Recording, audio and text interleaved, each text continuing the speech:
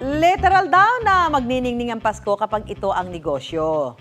Marami kasi sa atin ngayon, Susan, nahuhumaling sa pagbebenta at pamimili ng ginto. Ang tingin kasi ng ilan, sulit na investment daw ito. Yan ang kwentong inalam ni Marisol Abduraman.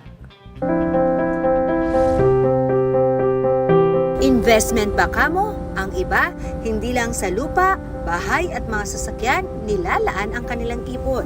Pati pambili ng mga gintong alahas, sinasabing good investment din. Kaya mula kwintas, bracelet, sing-sing at maging sticker, may ginto na rin.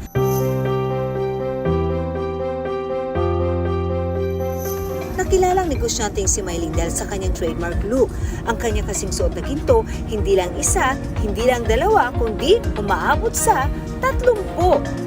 Galing ako sa hirap, kaya puro pangarap lang ako na magkaroon ng ganito. Tapos nagtiyaga at pinalad ako dito sa Manila. Pakonti-konti, bili ako ng gold nung mura pa yung gold. After that, dumating sa punto na nakilala na negosyo ko, kaya ako nabansagang Cadena Queen.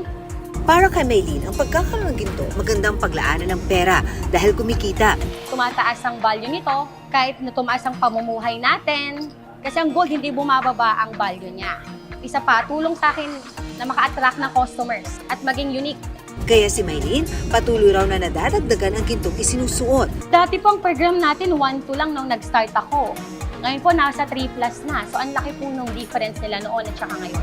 Siguro po nasa, yung bangles pa lang po siguro po nasa 50. Sa necklaces, madami din po. Siguro more than 40.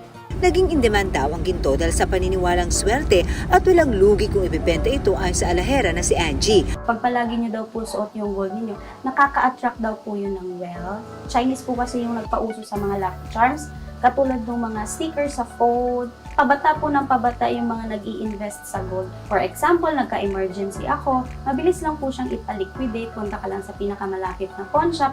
Pero ano ba ang palatandaan na dapat alam mo para masigurong totoo ang ginto na ibinibenta? Pwede po tayong pumunta sa pawn shop, ipatest po natin sa pawn shop. Pwede natin lagyan ng mga acid, pero be careful lang, kailangan pa rin natin mag-research kung paano siya i-test sa bahay. Pag kinaskas naman po, yung acid test na tinatawag, hindi naman talaga siya totally na nababawasan. Pwede kayong magtanong kung meron ba siyang mark na 18 karat or 750. Kung bumibili po kayo sa online ng mga ginto, make sure po na naka-background check kayo sa profile ng seller. Ginto man o ibang bagay, laging isaisip ang kahalagahan nito para hindi masayang ang ipon na inilalaan dito. Ako si Marisol Abduraman at yan ang kwentong dapat alam mo.